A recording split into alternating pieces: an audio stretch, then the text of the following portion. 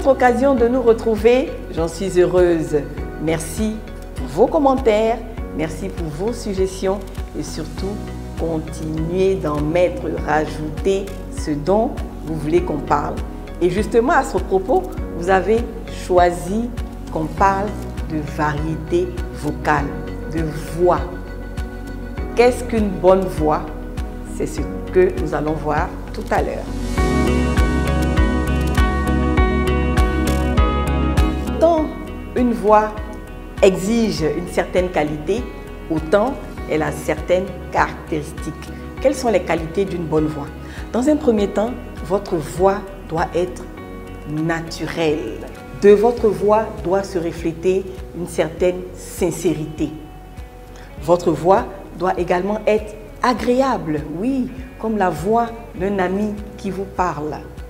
Votre voix a besoin d'exprimer de l'énergie. Elle doit être énergique. Il doit y avoir une certaine vitalité dans votre voix lorsque vous parlez. Votre voix doit également être expressive, oui, variée entre les tons et les débits. Et surtout, elle doit être toujours audible, car si on ne vous entend pas, on ne saura pas la beauté du message que vous êtes venu partager. Au titre des caractéristiques d'une bonne voix, vous avez dans un premier temps le volume. Oui, le volume. Si vous parlez trop fort pendant longtemps, vous risquez d'irriter vos auditeurs. Si vous parlez trop bas pendant longtemps, vous risquez certainement de les ennuyer. Alors, variez entre un volume adapté à la taille et à la forme de la salle. Si vous parlez dans une petite salle, vous n'aurez pas besoin de monter trop haut le volume. Mais par contre, si vous parlez dans un stade, même avec un micro qui est censé porter votre voix, eh bien, vous devrez donner du volume pour que le micro, lui, le retransmette aux autres. À titre d'exemple pour le volume, lorsque vous êtes en colère, cela se ressent parce que dans votre voix, vous avez tendance à l'élever. Lorsque vous êtes en train, par exemple, de confier un secret, c'est comme ça que cela se passe. Vous parlez d'une voix couverte. Voilà le jeu que vous devez faire entre un volume haut et un volume bas. Après le volume, vient le ton. Sur une échelle musicale, le ton est aigu ou grave. Et bien pour la voix, c'est pareil. Si vous parlez d'un ton monotone, monocorde, eh bien vos auditeurs vont se lasser de vous.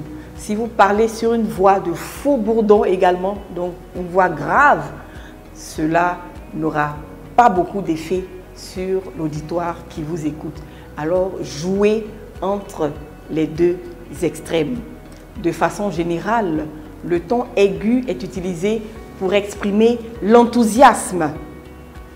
Par contre, le ton grave sert à utiliser la réflexion. Là, la voix devient plus lourde, elle devient couverte.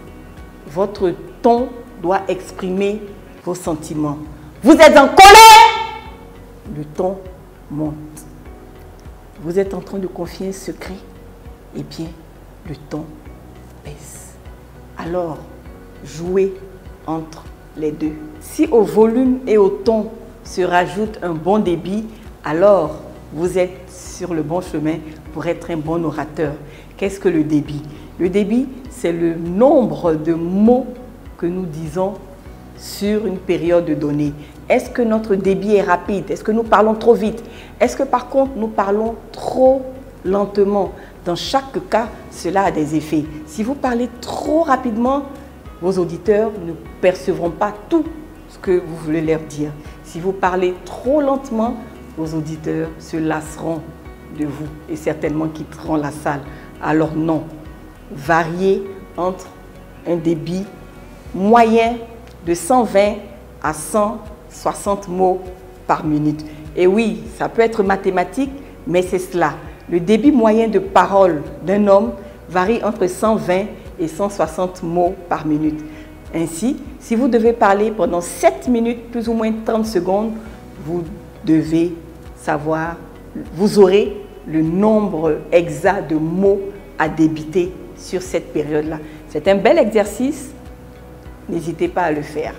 Parler, c'est bien, mais se taire, c'est parfois mieux.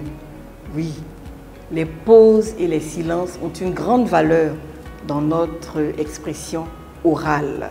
Les silences et les pauses peuvent avoir une grande importance, ou du moins ont une grande importance et sont très utiles.